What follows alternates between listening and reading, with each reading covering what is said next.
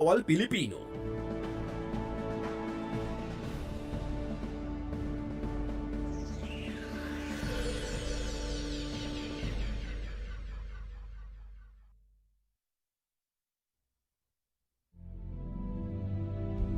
Leadership brings out the best in us. We become the best versions of ourselves, leading by example. We learn to live with honor, take pride in our patriotism, and answer the call of duty. A leader doesn't just strive to make a living, but aspires to make a difference. We are trained to let fear be but a precursor to valor, and to thrive and triumph in the face of fear is what it means to be a soldier. But first, we need to make a choice. We must desire to help others, liberate the oppressed, and be a champion of peace. We must choose to inspire a nation worth fighting for. It is a choice that gives a sense of purpose and lifts us to great heights. Destiny waits for no one, and the choice is yours to make. Don't wish. Become.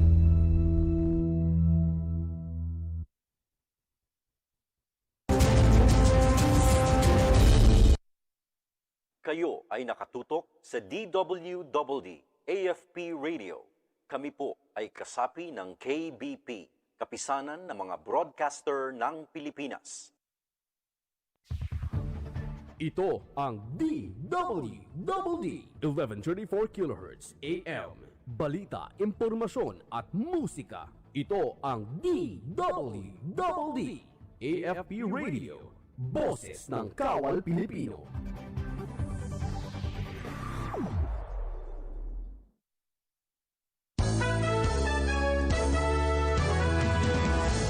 Narito na ang TESDA Abot Lahat Nationwide. Ang programang maghahati ng mga impormasyon tungkol sa mga serbisyong ipinapaabot sa atin ng TESDA sa iba't ibang bahagi ng bansa. TESDA Abot Lahat Nationwide. Abot Lahat Nationwide. Kayo po ay nakikinig sa DWDD AFP Radio on sa 34 sa AM dial ng inyong mga radyo at kasapi po ng KBP, Kapisanan ng mga Broadcaster ng Pilipinas. Narito pong muli ang inyong ka-TESDA si Wilnard Bacelonia para magatid ng mga nangungunang TESDA update sa inyo ngayong umaga kasamang ating mga TESDA Information Officers mula sa iba't ibang panig ng ating bansa. Live din po tayong napapanood sa ating TESDA Facebook page at kung mayroon po kayong mga katanungan at concerns, maaari po kayong mag-comment dyan at antayin lamang ang mga kasagutan na ibibigay po ng mga naka-standby nating social media officers. Kasama rin po natin ngayon sa ating technical side si Sir Roger Liovit at Bong Bautista. Magandang umaga po sa inyong lahat mga ka-TESDA, lalong-lalo na sa ating mga kababayan dyan sa Eastern Visayas. Abangan po ninyo mamaya sa ating latest sa TESDA dahil makakasama natin ng live via Zoom si TESDA 8 Regional Director Engineer Gamaliel Vicente Jr. para ating malaman kung ano ang mga programa at serbisyong na ibibigay ng TESDA para sa ating mga kababayan dyan po sa Region 8. Mga maiinit na balita at kaganapang ihahati ng TESDA Information Officers mula sa iba't ibang panig ng bansa. Ito ang TESDA Update. Una po sa ating mga TESDA updates, sinimulan na ng TESDA at ng Land Transportation Office sa Cordillera Administrative Region ang lecture para sa unang batch ng mga trainers at assessors ng theoretical driving at practical driving courses. Ito ay matapos na rin ang nilagdaang kasunduan sa pagitan ng TESDA at ng LTO na pag-isahin ang mga itinuturo ng mga ito sa mga drivers. Ang first batch ay binubuo ng 18 trainers at assessors ng driving and automotive mula sa Baguio City, Benguet, Abra at Mountain Province. Pinangunahan ni TESDA Car Regional Director Dante Navarro at LTO Car Regional Director Francis Ray Almora ang pagbubukas ng nasabing lecture. Naniniwala ang dalawang opisyal na ito ay magbibigay ng dagdag na kaalaman sa mga kumukuha ng driver's license upang mas maging ligtas sa publiko ang mga kalsada.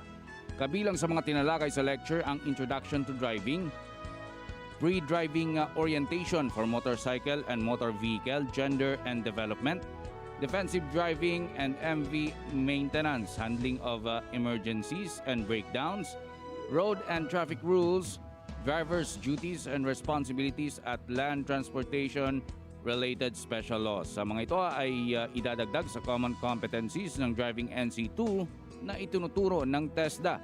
Ngayong araw ay magsisimula ang lecture para sa second batch habang ang pangatlo at panghuling batch naman ay sasailalim sa kalintulad na lecture sa susunod na Sabado. Nagpasalamat naman si RD Navarro sa LTO dahil sa mga ibinahaging kaalaman sa mga trainers at assessors ng TESDA. TESDA Abot Lahat. TESDA Abot Lahat. Abot Lahat. Kaugnay ng balitang yan, kasunduan naman ng TESDA at LTO, iniimplementa na rin sa lalawigan ng Pampanga. May TESDA update si Berniela Canlas. TESDA Update. TESDA Update. Noong ika-26 ng Mayo ng kasalukuyang taon, ang Regional Director ng TESDA 3 na si Director Balmerson M. Valdez ay nakipagpulong sa Regional Director ng Land Transportation Office Region 3 na si Director Eduardo de Guzman. Ito ay kaugnay ng TESDA LTO Memorandum of Agreement na nilagdaan ng mga kalihim ng dalawang ahensya noong Marso 2021. Sa pagpupulong na ito ay natalakay at nilinaw ang mga probisyong nakasaad sa nasabing MOA. Ipinaliwanag ni Director Valdez na magkakaroon ng kaunting pagbabago sa kurikulum na ginagamit ng TESDA upang maisama ang mga modules na ginagamit ng LTO sa mga pagsasanay na kanilang ginagawa. At dahil dito, napagkasunduan ng dalawang pinuno na bilang panimulang gawain ay magkaroon ng pagsasanay para sa mga administrators at trainers ng TESDA Technology Institutions para sa theoretical driving course. Ang pagsasanay na ito ay naglalayon na pag-isahin ang paraan ng pagtuturo ng TDC sa mga TTIs at mga accredited LTO Drivers Education Center at LTO accredited lecturer. Kaya't ginanap ang Training of Trainers for Theoretical Driving Course noong ika-2 at ika-4 ng Hunyo 2021 sa LTO Regional Office 3. Ito ay nilahukan ng 12 administrator at 24 na trainers ng mga TTIs. Sa pagsasanay na ito na pinangunahan ng mga tagapagsanay ng LTO, ay ipinamahagi ang mga modules na ginagamit sa pagsasanay ng TDC. Sa pagtatapos ng nasabing training, ang mga administrators at trainers ng TESDA ay isasama na ng LTO sa kanilang database bilang mga accredited LTO Drivers Education Center at LTO accredited lecturer. Dahil dito ay mas dadami at mapapabilis na ang gagawing pagsasanay para sa ating mga drivers. Mula sa Pampanga, ito po si Berniela Canlas para sa TESDA Abot Lahat Nationwide. TESDA Abot Lahat. TESDA Abot Lahat. Abot Lahat. Maraming salamat Berniela Canlas. Sa kaugnay ng nasabi ring balita, mga opisyal naman ng TESDA at LTO sa Zambales nagpulong. Alamin natin ang detalye ng TESDA update na yan mula kay Mary Florence Imingan. TESDA Update. TESDA Update. Noong May 21, 2021, nagpatawag ng pagpupulong ang TESDA Zambales sa mga opisyales ng LTO Iba District. Ito ay dinaluhan ni na LTO Officer Jeffrey Hunt F. Gonzalez, TESDA PTC Iba Center Administrator Eugene I. Peñaranda, at Supervising TESD Specialist Jonathan A. Alvior. Ang pagtutulungan na ginawang ito ng LTO at TESDA ay base na rin sa Memorandum No. 238, Series of 2021, Guideline in the Implementation of Driving NC2 and 3 Programs. Inisyo ito ng naaayon sa MOA na binuo sa pagitan ng TESDA at LTO.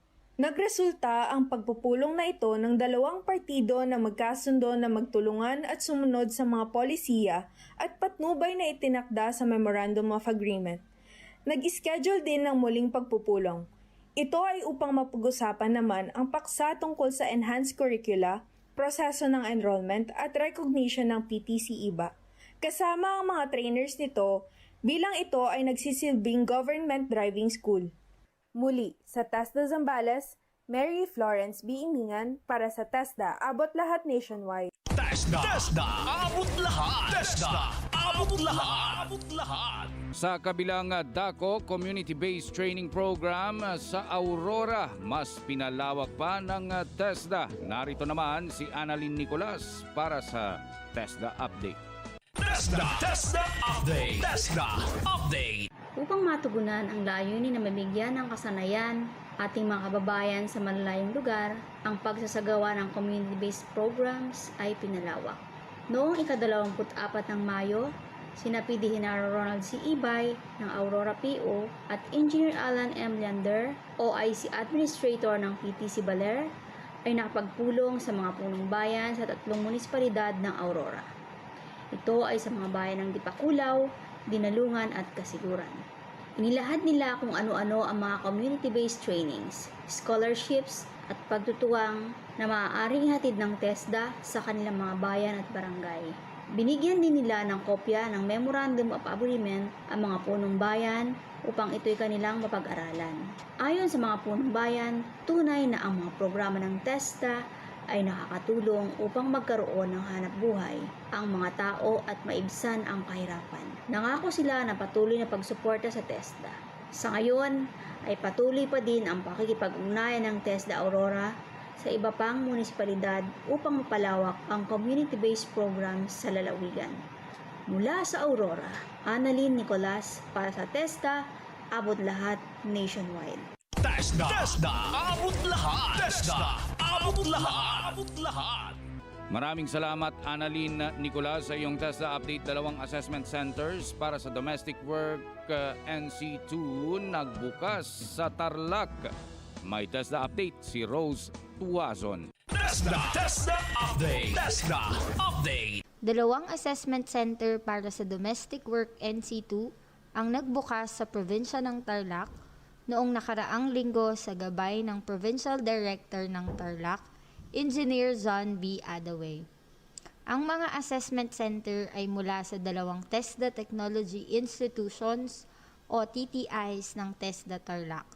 Ang Concepcion Vocational School na nagbukas ng kanilang assessment center noong ika-31 ng Mayo sa pamumuno ng kanilang school administrator PD Leonardo E. Pinlac at ang Provincial Training Center ng Tarlac na nagbukas din ng kanilang assessment center noong ika-4 ng Hunyo ng kasalukuyang taon sa pamumuno ng Center Administrator Leonardo R. Tabamo.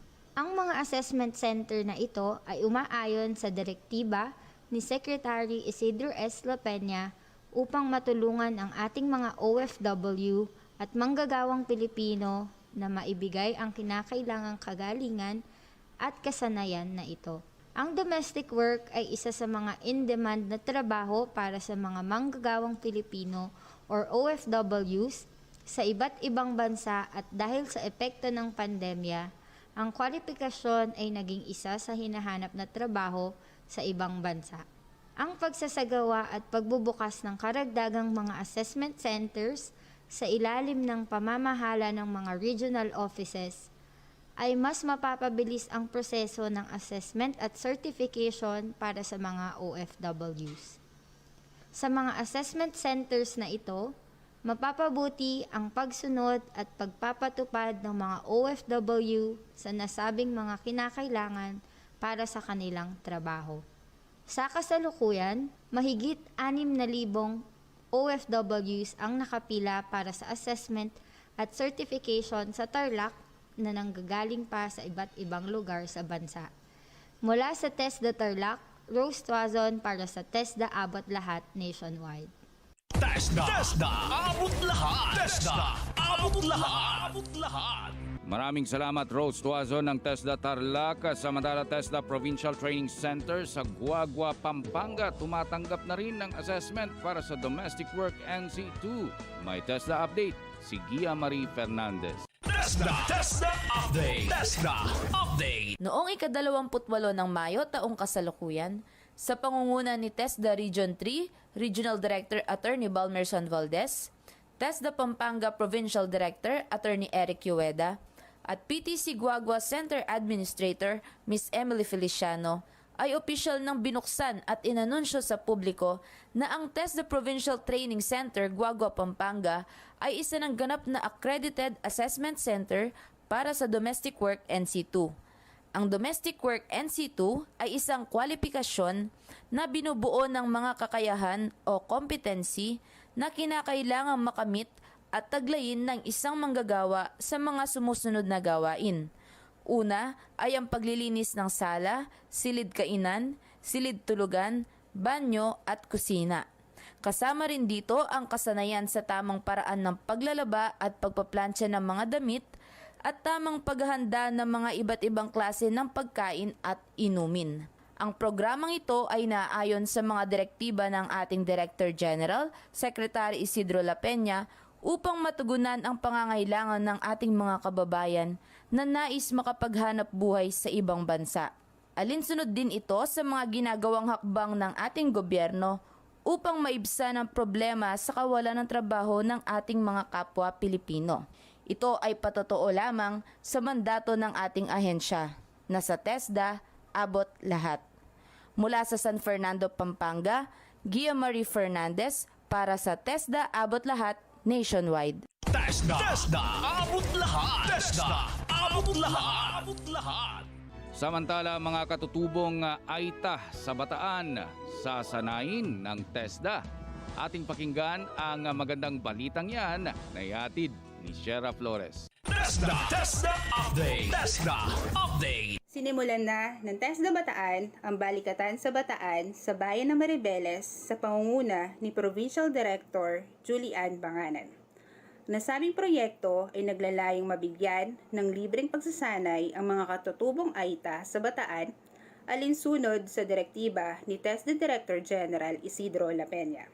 Ang proyektong ito ay sa ilalim ng programang Poverty Reduction, Livelihood and Employment Cluster o PRLEC na ginawa batay sa Executive Order No. 70 noong 2018 na kung saan nagnanais na bumuo ng isang mapagkakatiwalaan at maunlad na pamayanang tumutugma at tumutugon sa iba't ibang pangailangan ng mga Pilipino lalo't higit sa mga naninirahan sa mga malalayo at tagong lugar sa Pilipinas.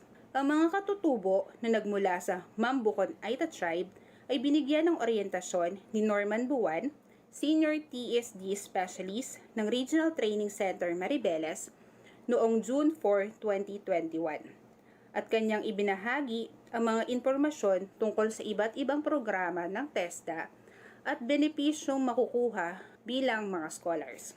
Ang mga nasabing katutubo ay magsasanay sa mga kursong Bread and Pastry Production NC2, Plant Crops Leading to Agricultural Crops Production NC2, Produce Organic Concoctions and Extracts, at Raise Organic Chicken Leading to Organic Agriculture Production NC2.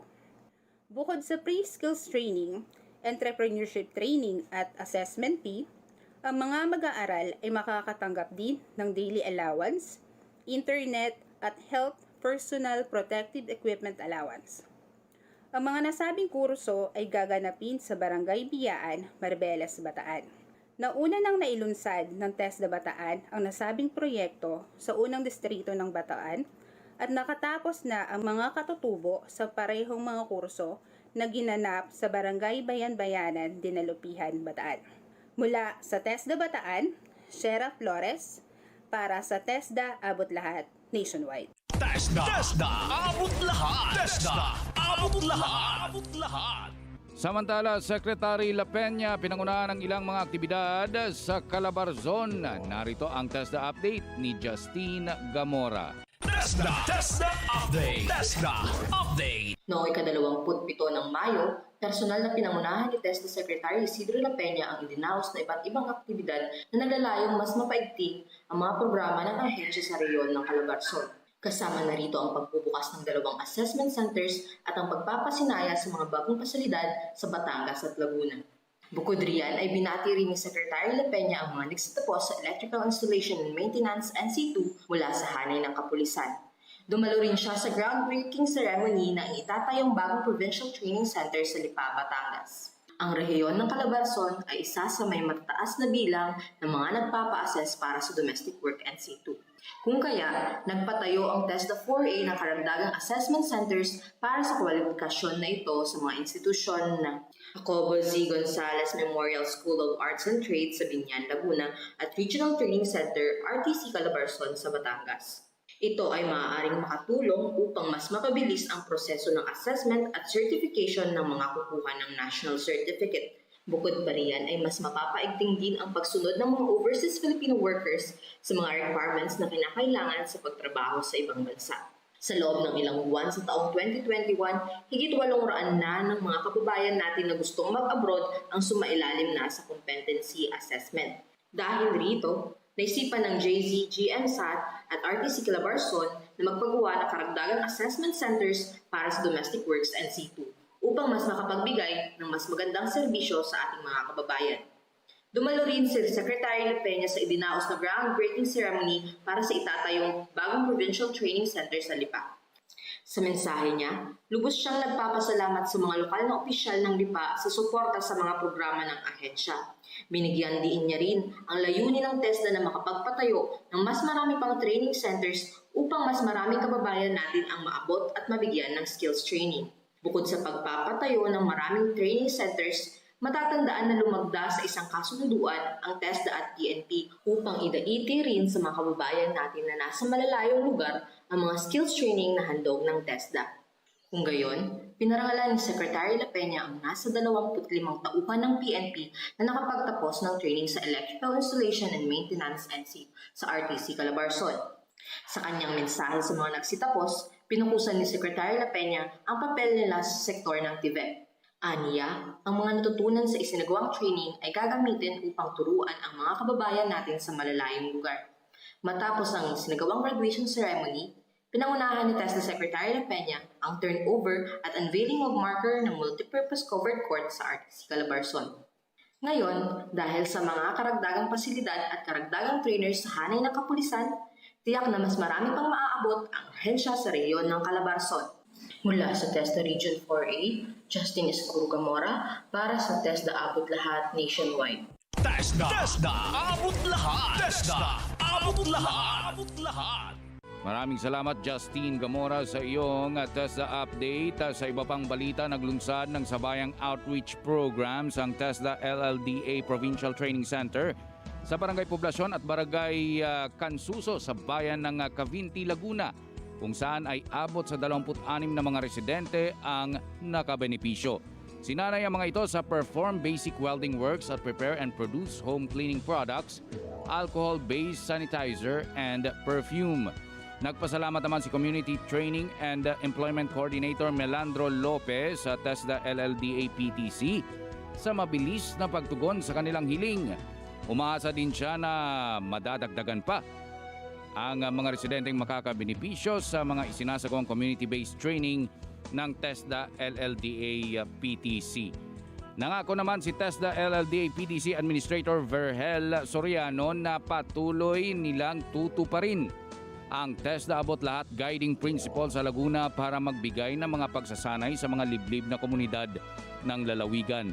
Kabilang rin sa mga natutunan ng mga residente sa 5 araw na pagsasanay ang occupational health and safety at entrepreneurship and hands-on training on welding.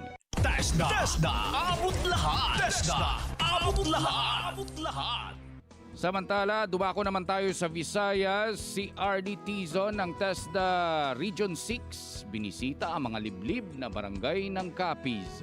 Ating tungayan ang TESDA update na ihatid ni Maria Leonora Estanque. TESDA Update. TESDA Update. Noong nakaraang Hunyo 5 ng taong kasalukuyan, nilibot ni TESDA Region 6 Regional Director Jerry G. Tizon ang 4 na barangay sa munisipalidad ng Cuartero sa probinsya ng Capiz kasama si Mayor Tito L. Mayo at Provincial Director Abdel Bakri S. Hadjan. Binisita ni RD Tizon ang proyektong Manukan sa Barangay aasenso ang buhay ng 3 barangay, Barangay Karataya, Mahunod-Hunod at San Antonio. Nakipagpulong rin siya kay Barangay Captain Romualdo F. Fantiliaga ng San Antonio na siya ring presidente ng kapulungan ng mga barangay captain sa nasabing munisipyo. Huling binisita ni RD Tizon ng Capiz Community Organic Vegetable Farm sa Barangay Putian kung saan nagkaroon sila ng mga ikling pagpupulong ni Barangay Captain Nes B. Fuyunan. Pangalawang munisipalidad ng Cuartero sa mga nabisita ni RD Tizon na nasasaklaw ng EO70 matapos ang kanyang paglilibot sa lahat ng mga probinsya sa Region 6. Mula sa TESDA Region 6, ito si Maria Leonora Estanque para sa TESDA Abot Lahat Nationwide. TESDA Abot Lahat. TESDA Abot Lahat. Sa iba pang TESDA updates, inilunsad ng TESDA ang TVET Madrasa sa Barangay Dilabayan, Kauswagan, Lanao del Norte sa pangunguna ni TESDA 10 Regional Director Ashari Banto. Layunin na aktibidad na mabisita, makausap at mabigyan ng pagsasanay ang mga residenteng karamihan ay mga mananampalatayang Muslim. Ayon kay RD Banto, ito ay upang maipaalam na rin sa mga residente na nariyan ng TESDA para maipaabot ang serbisyo ng gobyerno sa kanila. Paliwanag pa ng opisyal na may sarili kasing sistema ng edukasyon ang mga Muslim na nakatutok lamang sa banal na Quran, sa Islam at sa Arabic language na kanilang natututunan sa mga madrasa. Kaugnay nito, pangungunahan ng Iligan Regional Training Center ang ibibigay na pagsasanay sa 50 individual sa Bread and Pastry Production NC2. Binigyang diin ni RD Banto ang kahalaga ng skills training upang matulungan ang ating mga kababayan na maiangat ang kanilang kabuhayan. Hinikayat naman ni TESDA Lanao del Norte Provincial Director Nora Laini Rasul ang mga benepisyaryo na kompletuhin ang kanilang pagsasanay dahil isa rin ito sa magiging oportunidad upang sila ay maging TESDA trainer at maibahagi rin ang kanilang mga natutunan. TESDA Abot Lahat. TESDA Abot Lahat.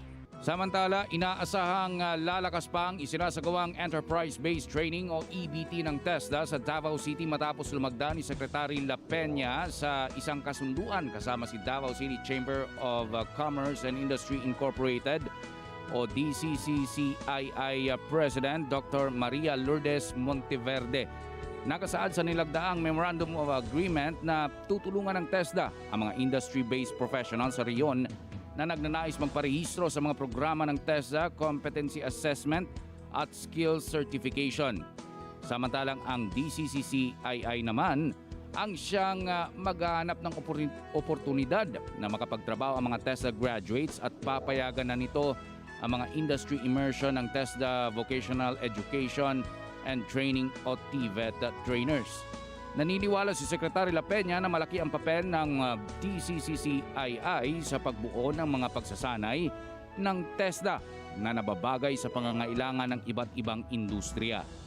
Nabatin ng EBT ay isa sa mga training delivery modes ng TESDA kung saan ay isinasagawa ang mga pagsasanay sa loob ng mga kumpanya tulad ng apprenticeship, dual training system at learnership programs. Desidido naman si Dr. Monteverde na makipagtulungan sa TESDA upang mas maparami pa sa ating mga kababayan ang matulungan magkaroon ng trabaho lalo na ngayong panahon ng pandemya.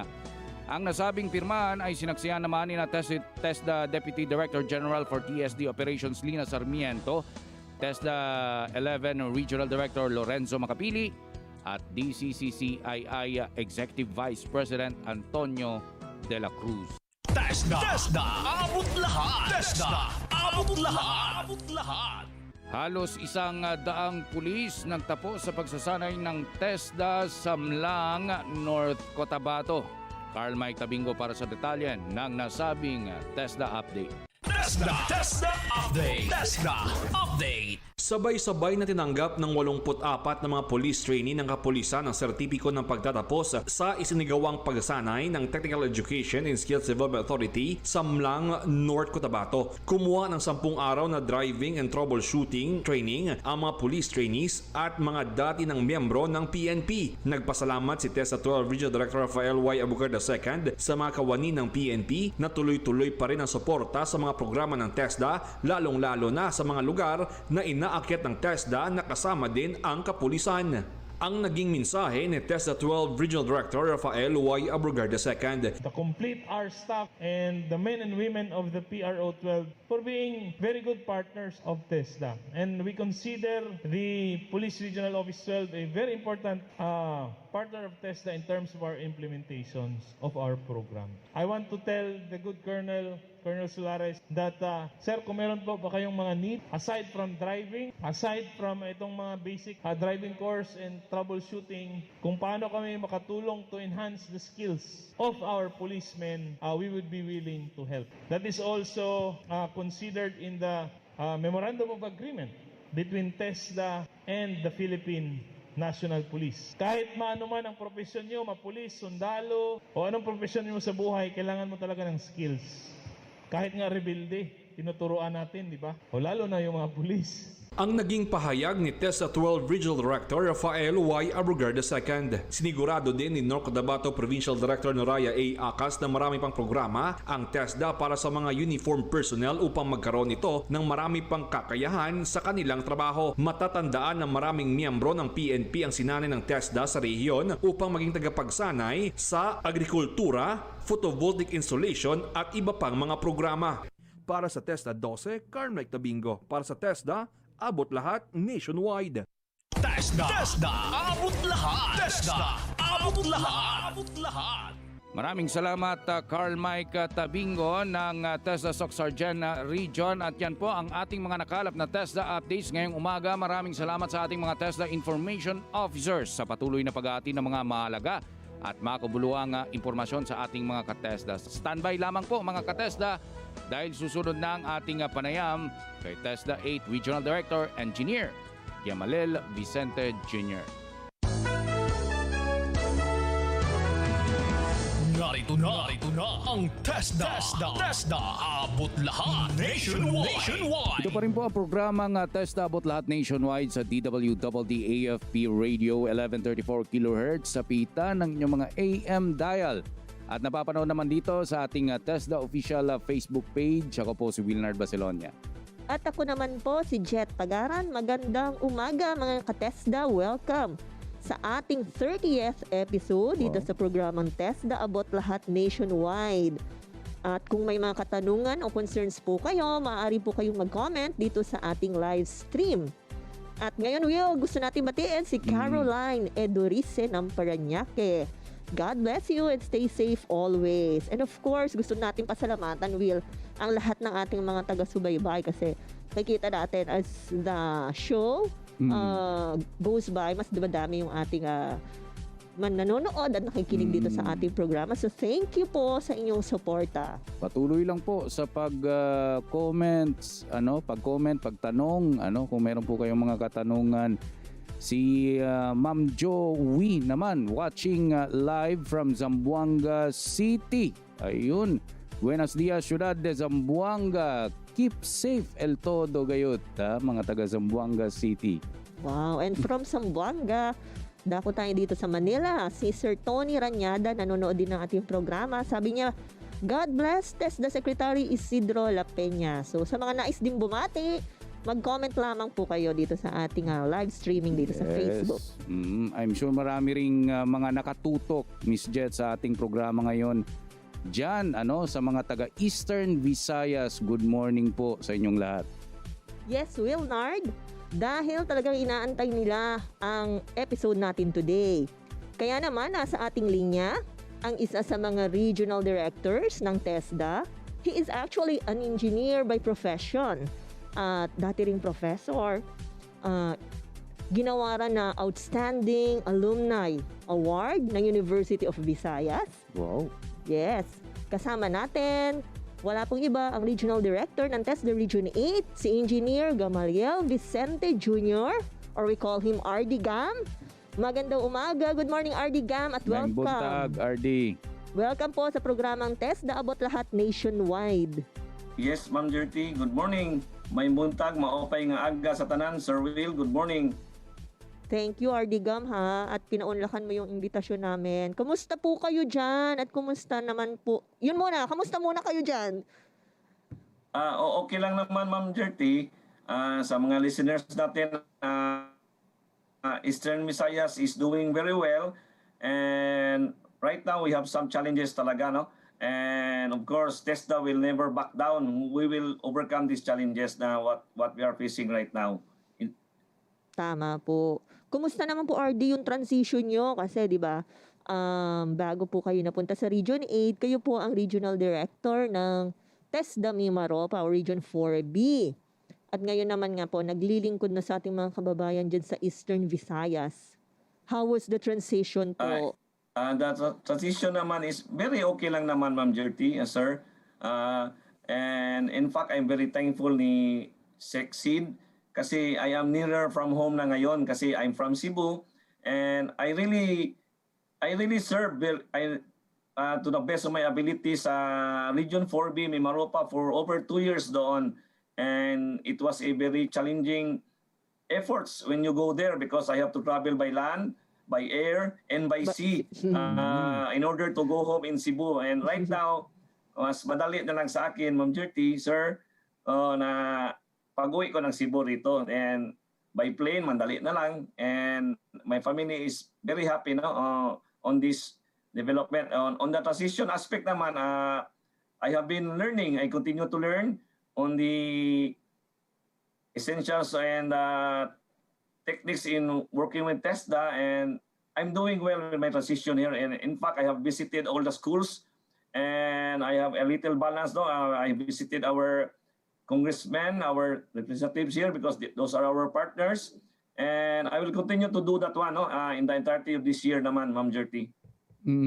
Nabanggit po ninyo, RD, itong ilan sa mga, syempre, may mga pagkakaiba, ang Mimaropa at ang Eastern Visayas. And we know naman, and marami rin nagsasabi na isa po itong Eastern Visayas sa talagang kumbaga pa may malakas na presensya po nitong mga komunistang grupo, pero patuloy pa rin po ito pong TESDA Region 8 sa pagpasok po sa mga liblib na barangay para mag-implementa po nitong mga programa ng Poverty Reduction, Livelihood and Employment Cluster. Paano po ninyo ito ginagawa, RD Gam?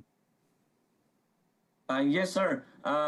Right now, sir, we have the 6 identified barangays, no? 6 ito sa Northern Samar. And we do this one by a proper coordination with other NGAs, other national government agencies natin, no? And with our membership in PRLEC. So when we go to a certain barangay to conduct trainings or any benefits that the government can give to our very far-flung barangays identified by the NTF-ELCAC, it is a concerted effort. All agencies will be there, and of course this is with a very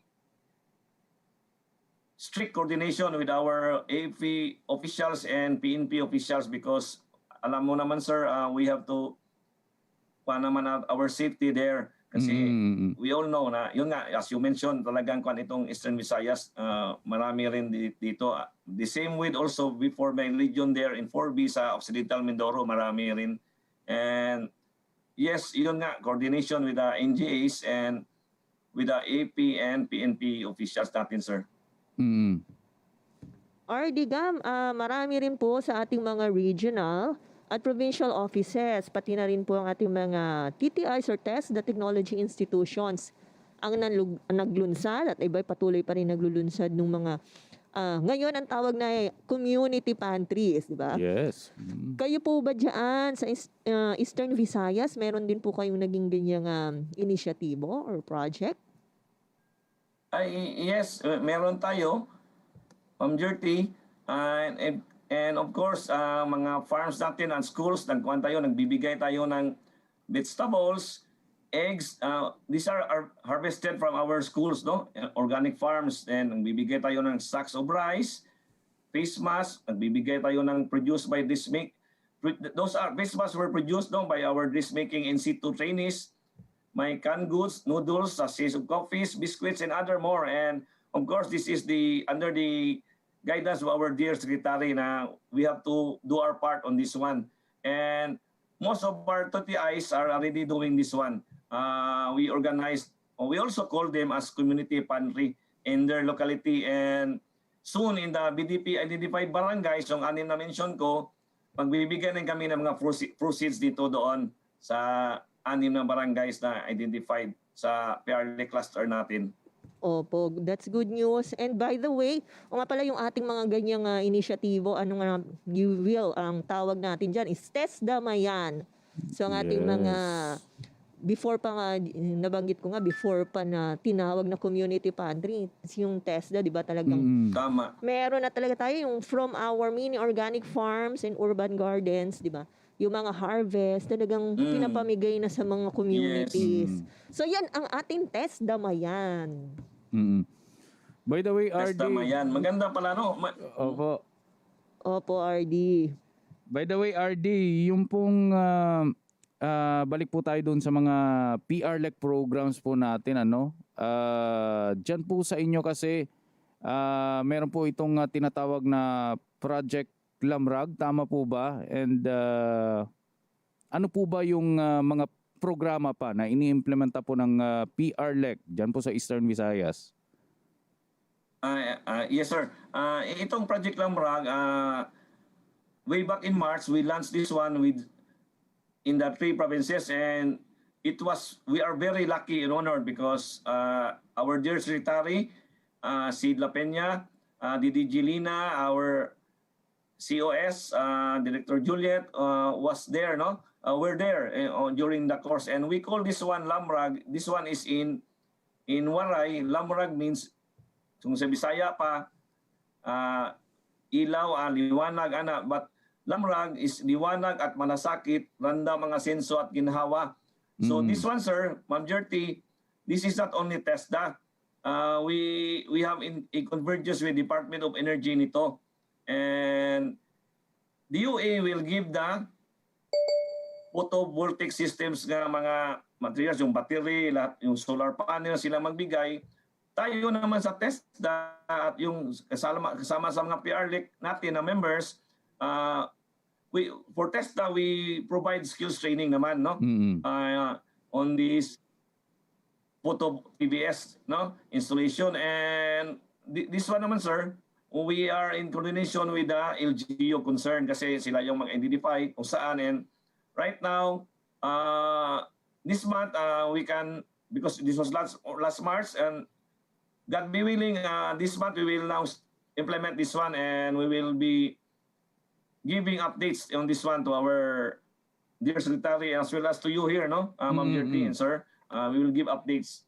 Thank you po, RD. Meron rin po kayong itong Project AKAP. Ano naman po ito, RD? Ito yung na existing na siya, sustainable na ito siya, sir. And this one was under the guidance before with RD Dante Joaquin Navarro before. And this is now in the sustaining stage siya, sir. This Project AKAP, wherein we provide trainings, no? Skills trainings, and of course, in convergence with other agencies naman, nagbibigay tayo nito. Ayun.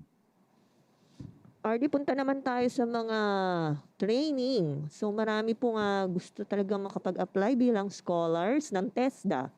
Diyan po ba sa atin dyan sa Region 8, marami pa rin po bang scholarship slots available para sa ating mga kababayan?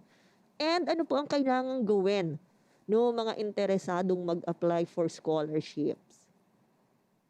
Yes, of course, Ma'am Jerty, marami tayong available when in fact it is the directive of our dear secretary na kung maubusan kami ng slots, hingi pa rin kami sa inyo dyan, di ba? So marami tayo. Sa PESPA, meron tayong 992 slots. Sa TWSP, may 8,000 slots. And yung Bayanihan 2 funds natin, yung latest na ito, meron tayong 1,290 slots. And all in all, no, including the other programs, meron tayo sa Eastern Visayas as of June 8, we have an approved allocation na 308 million, no, for Eastern Visayas. And this spreads across yung mga iba-ibang klaseng programs.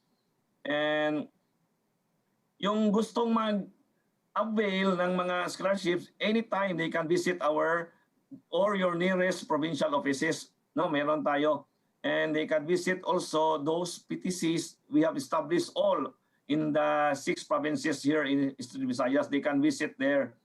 And makita naman nila, or itong mga kuha natin nakikinig, magaling to mag-search Google. So meron tayong PTC at PO sa Leyte, sa Southern Leyte, Biliran, Northern Samar, Eastern Samar at Samar, Ma'am Jerty. Okay. So they can visit anytime. TESDA will welcome them. Okay, so sa ating mga kababayan dyan sa Eastern Visayas, bisitahin lang po. Ang dami pong mga available na slots para sa libre niyong pag-aaral. Ardiga, marami po sa ating mga kababayan ang na-stranded o nawalan po ng trabaho, lalong-lalo na po ang atin pong mga OFWs ngayong pandemya na syempre nagnanais pong makauwi sa kanilang mga pamilya. Kamusta naman po itong active na pagkikilahok po ng TESDA Region 8? Nakikita po natin sa social media, very active talaga sa Balik Probinsya Bagong Pag-asa program ng ating pong gobyerno. Yes, sir. Yes, kung meron pang mas superlative sa active, talagang very active ang Region 8. Most active! But yours truly, ma'am, sir, yours truly, talagang ako nag-initialize doon, nag-explain ako sa mga under nitong Executive Order number 114, ito yung Balik Probinsya, no, Bagong Pag-asa program, BP2, and we are very honored, no, and privileged ang TESDA Region 8 na there were beneficiaries na I gave them a certificates of commitments na kahit ano yung scholarship na kukunin nila sa kung saan sila uuwi or saang province, they could avail of any scholarship program sa TESDA. Pero yung isa lang na naman, sir, hindi naman pwede yung entire community nila doon. Yung selected na sa beneficiary, yung proponent nila, yun ang mag-select sila ng isa, bibigyan natin ng trainings. And all in all, as of today, nagkakuan tayo, may mga beneficiaries na 128, no, na address natin ito. But some of those 128, yun nga, meron ring mga within that number, we could not reach them. Some of them we could not reach. Some of them, mostly, talagang they completed the training. And most of them, no, sir, they pursued yung, ito, mahirapan ako nitong kuhan kasi ang in situ ko is only driving. Itong kukiri, in situ, yun ang hindi ko marunong magluto. Then meron, ito yung mga top natin sa Eastern Visayas, no? Kukiri, in situ, food processing. Then yung computer, okay tayo nito. Then electrical installation and maintenance, and yung organic, no, agriculture production. Talagang ito yung mga more or less, no, yung demand sa mga umuwi nating not only sa OFWs, ako pala, OFW rin ako before, sir. Matagal rin sa Saudi. Then, yung mga iba rin, yung mga na-stranded, sir, we also, TESDA, no? TESDA Region 8, we accommodate them. No? Of course, this activity is in convergence with our provincial government of Leyte naman, no? Kasi doon sila sa airport, ikuha natin, i-meet. So, this is with the DWDD, with nandun ring PIA nito, doon, then other agencies nandun. Pero tayo, nakauna tayo doon, sir. Nakakuha ako ng table kasi maaga ako doon. Nakakuha ang TESDA. Yun sir. Kung meron pa mga other batches to come, we will be ready. TESDA Region 8 will be ready to accommodate them, no? To feel that they are, the government is here and we are willing and ready. We are very ready and grateful no for their trust in TESDA. Ardigam, palagay ko ang daming magaling magluto dyan. Yes, ang hilig pala sa Cooker. pagkain. Papasyal kami dyan. Kaya nga. Dami palang mahilig Cookery, magluto. food processing. Cookery, ang number Oo. one. But, Pasyal kayo rito, sir, ha? Sir, pasyal kayo, Ma'am Jerty. Opo. Sir, Yes, pasyal kayo. sir. Opo. yes, RD. I will be your host. Yehey. By the way, Ardigam, narinig naman namin yung mga projects nyo at nakikita namin yun, nababasa namin yung ginagawa nyo dyan sa pagpapatuloy po ng implementasyon ng inyong mga training at scholarship programs dyan sa Eastern Visayas. However, paano nyo po ito napagpatuloy? Paano yung adjustments nyo? Kasi dahil nga may pandemya tayo, how was it? Yes, of course, no. First and foremost, it is very challenging, no. And by that, we have naman yung mga protocols, no, minimum yung TESDA natin na yung mga instructions nila ni SEC sa mga DDDs natin, yung with sa IITF, yun. So we do our best na to observe, no, the minimum health protocols kung ano yung kung meron talagang mga scholars or trainees na merong mga symptoms, so immediately we act on it appropriately, you know, as provided by the guidelines, no, set forth by IETF, the local government units, for that matter, and we will, no, of course, we will always, no, in TESDA 8, we will always abide, no, by the decision, no, of the IETF and the LGUs and other agencies that are relevant to the solution, no, in case na may mga challenges talaga na mayroong mga scholars or trainees talaga, Ma'am Jerty, na magpa-positive or something, talagang we immediately act on it ASAP para hindi na siya, para makontrol na siya. And by the way, RD, sa kabila po nitong pandemya, syempre patuloy pa rin po ang pagpapatupad ng ating mga programa sa TESDA. Sino-sino naman po ang inyo pong mga talagang masugid na partners, ano, who makes these programs possible na ma-implement natin? Yes, sir. Of course, alam natin na right now talagang priority na rin natin as per our last meeting mo siguro with SEC. Yung of course yung mga private natin na TBIs, no, yung mga private institutions na may mga program sa TESDA, those are some of our partners talaga. Kasi hindi kakayanin ng sa atin lang, no, sa TTIs. And malaki ang Eastern Visayas for that matter. So yun. Then other NGEs naman, our partners, for example, yung DLG natin and yung DA, yung vice chair natin sa PRLEC. Then nandun yung NEDA. Then yes, national, yung mga national agencies, we consider them our partners, no, in this time of pandemic. Okay, RD. Maiba naman po tayo, konting personal question kay RD Gab. Wag lang edad, Ma'am Jerty, ha? Opo. Sige. Actually, yun dapat yung una kong itatanong eh. Kaya na-warningan mo na ako. So, hindi ko na itatanong. RD, bago po kayo nagsilbi sa TESDA, well, kayo pala ay dating city engineer at building official ng City Government of Talisay and will 15 years na nagsilbi si RD Gam sa local government. And yun nga nabanggit ko kanina, dati siyang professor, so member of the academe. Nagtuturo din po si RD Gam. And ito pa napakarami na rin natanggap na awards ni RD Gam bilang isang engineer. So RD, ano ang nakapagkumbinsi sa'yo? Mula sa pagiging engineer, tapos ngayon, as TESDA Regional Director, what made you accept the challenge? Yes, alam mo naman, Ma'am Jerty, tayo sa government, we always aim for excellence, no? And of course, with excellence comes integrity.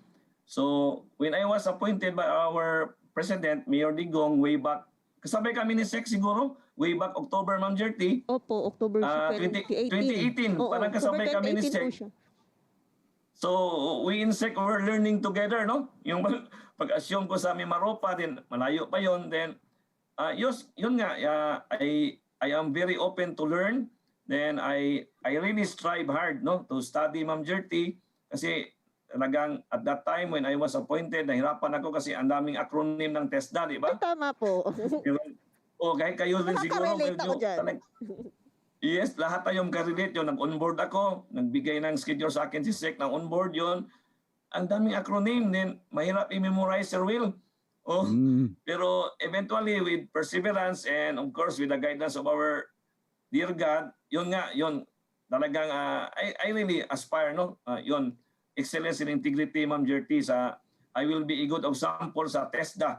Sa atin, sa organization, I will be a good example kayo, ang leadership, yung top management will be very, very proud, not for me, but the entire region of Eastern Visayas. Yeah, it's so good to hear you talking about integrity and excellence because si Secretary Sid po talagang yun lagi yung ina-inculcate niya talaga sa atin. Integrity, doing the right thing even when no one is looking. Laging pinapaalala sa atin. And speaking of that, Miss Jet and RD Gam, meron tayong narinig na istorya kasi si RD Gam pala daw, Miss Jet, napadalhan ng pera mistakenly. Mari ba ninyong kwento sa atin, ating mga ka-TESDA? Kung gusto mo lang, RD Gam, kasi nakita namin sa Twitter. Nag-trending kayo eh. Yes. Nag-trending ang Twitter. Abot 4,000 siguro yun. Anyway, Sir Will, that was the time na meron kaming meeting with DDG Lina, virtual. Then meron na akong meeting doon sa LCAC natin sa Region 8. Then may na-receive ko sa phone ko na 7,000. Then, alam mo yung attitude ko, Ma'am Jerty, hindi naman to akin. So, gusto ko isauli agad, but humingi muna ako ng yung para mo equate ang na-receive ko sa yung confirmation number, no, yung mga ganyan. Humingi ako doon. Hindi ko kilala yung nagpadala, hindi ko kilala. Then once na-receive ko yung confirmation number, the jive sa na-receive ko, immediately, Sir Will, Ma'am Jerty, sinauli ko agad ang 7,000. Yes. Kasi hindi naman akin yun. Then, yun pala, unknowingly, reporter pala siya ng CNN Philippines. Hindi ko alam, hindi ko kilala. Yun. Then, hindi naman sa akin yun, Sir Will. Isauli ko agad yun. Pero yun nga, i-check, i-validate ko lang kung talagang I return it to the right person, no? Kasi baka merong iba ang masendan ko din. Maabono pa ako, Ma'am Jerty, ng 7,000. Nagbalik na, nag-abono pa no?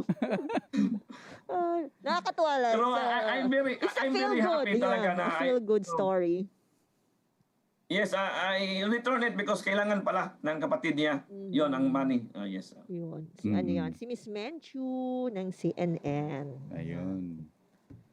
Tapos, isang last personal question. Kasi nabanggit naman ni RD Gam na dati siyang OFW. So, nakakatuwa lang mapakinggan because, TESDA, isa sa priority clients natin ay ang ating mga kababayang overseas Filipino workers. And dahil kapareho, parang pinagdaanan mo, di ba, RD?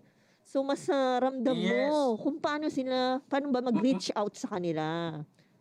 Ano ba trabaho mo, RD, dati as OFW at saan? Yes, Ma'am Jerty. Before, kasabay kami ni Kuan, ha? Secret muna ito, bro. Kasabay kami DDG dyan. Okay.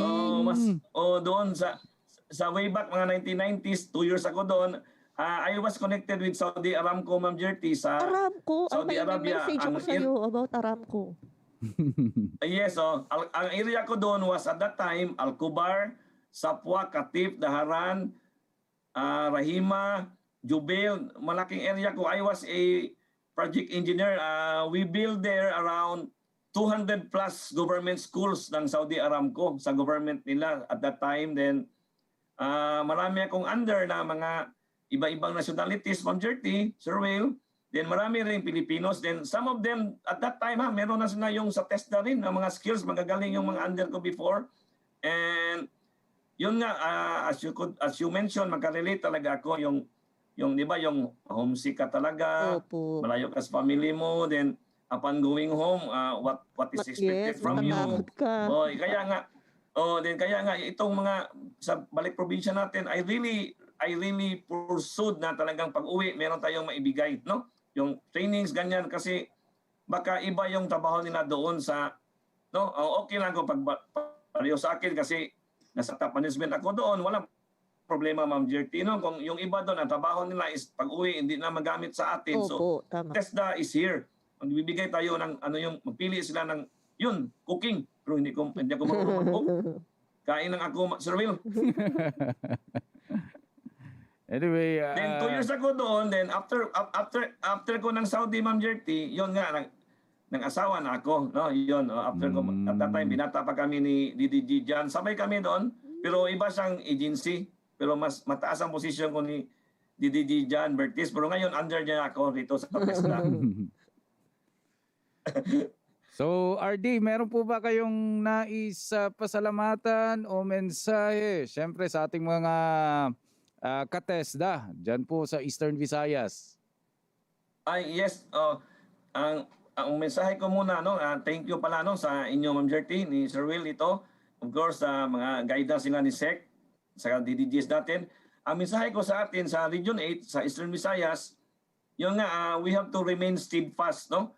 Sa commitment natin sa government service. Then, of course, careful tayo kasi nandito pa sa pandemic and as what our top officials will mention, we have to live with COVID.